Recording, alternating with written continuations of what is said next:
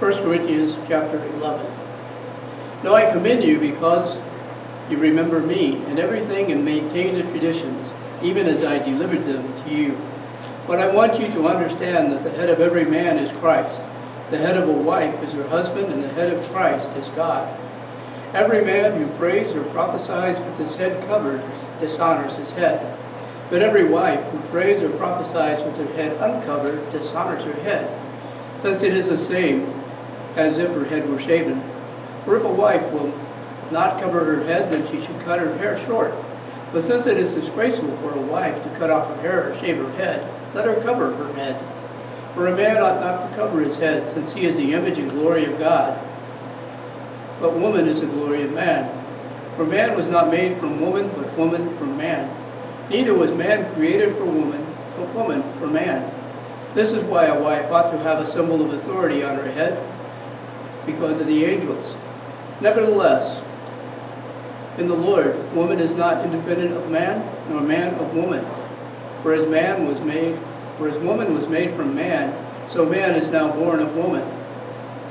And all things are from God. Judge for yourselves. Is it proper for a wife to pray to God with her head uncovered? Does not nature itself teach you that if a man wears long hair, it is a disgrace for him? But if a woman has long hair, it is her glory, for her hair is given to her for a covering. If anyone is inclined to be contentious, we have no such practice, nor do the churches of God. But in the following instructions I do not commend you, because when you come together, it is not for the better, but for the worse. For in the first place, when you come together as a church, I hear that there are divisions among you, and I believe it in part. For there must be factions among you, in order that those who are genuine among you may be recognized. When you come together, it is not the Lord's Supper that you eat. For in eating, each one goes ahead with his own meal. One goes hungry, another gets drunk. What?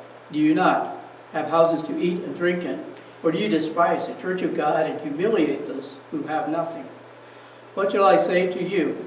Shall I commend you in this? No, I will not.